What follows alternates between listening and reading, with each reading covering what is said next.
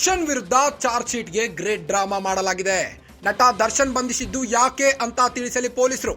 ಕೊಲೆ ಕೇಸ್ನಲ್ಲಿ ದರ್ಶನ್ ಪಾತ್ರವೇನು ಪೊಲೀಸರು ಹೇಳಬೇಕು. ಸೂಕ್ತ ಸಾಕ್ಷ್ಯಾಧಾರಗಳೇ ಇಲ್ಲದೆ ದರ್ಶನ್ ಅನ್ನ ಬಂಧಿಸಿದ್ದೀರಿ.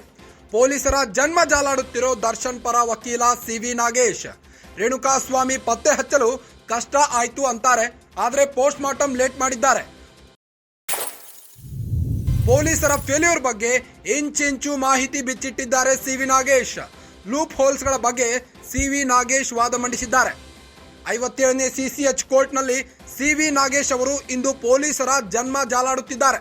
ದರ್ಶನ್ ಪರ ವಕೀಲ ಸಿ.ವಿ. ನಾಗೇಶ್, ದರ್ಶನ್ ವಿರುದ್ಧದ ಚಾರ್ಜ್ ಶೀಟ್ ನಲ್ಲಿ ಗ್ರೇಟ್ ಡ್ರಾಮಾ ನಡೆದಿದೆ. ನಟ ದರ್ಶನ್ ಬಂಧಿಸಿದ್ದು ಯಾಕೆ ಅಂತ ತಿಳಿಸಲಿ ಪೊಲೀಸರು ಎಂದಿದ್ದಾರೆ. ಚಾರ್ಜ್ ಶೀಟ್ ನ ಎಲ್ಲಾ ಲೋಪದೋಷಗಳನ್ನ ಎತ್ತಿ ಹಿಡಿದಿದ್ದಾರೆ ಸಿ.ವಿ. ನಾಗೇಶ್. ರೇಣುಕಾಸ್ವಾಮಿ ಸತ್ತ ಸ್ಥಳದ ಬಗ್ಗೆಯೂ ತಿಳಿಯಬೇಕು. 57ನೇ ಸಿಸಿಎಚ್ ಕೋರ್ಟ್ನಲ್ಲಿ ಸಿ.ವಿ. ನಾಗೇಶ್ ವಾದ ಮಂಡಿಸುತ್ತಿದ್ದು, ಮೊದಲು ರೇಣುಕಾಸ್ವಾಮಿ ಎಲ್ಲಿ ಸತ್ತ ಅದು ಬೇಕಾಗಿದ್ದು, FSL ನಲ್ಲಿನ ಅಂಶಗಳನ್ನು ಸಹ ತಪ್ಪಾಗಿ ಅರ್ಥೈಸಿದ್ದಾರೆ. ನ್ಯಾಯಾಲಯದಲ್ಲಿ ದರ್ಶನ್ ಪರ ಸಿ.ವಿ. ನಾಗೇಶ್ ವಾದ ಮಂಡಿಸುತ್ತಿದ್ದು, ತನಿಖಾ ವೈಖರಿ ಮೇಲೆಯೇ ಸಿ.ವಿ. ನಾಗೇಶ್ ಗದಪ್ರಹಾರ ನಡೆಸಿದ್ದಾರೆ. ರೇಣುಕಾಸ್ವಾಮಿ ಕೊಲೆ ಕೇಸ್ ಕಂಪ್ಲೀಟ್ಲಿ ಡಿಸಾಸ್ಟರ್ ಎನ್ನುತ್ತಿದ್ದಾರೆ.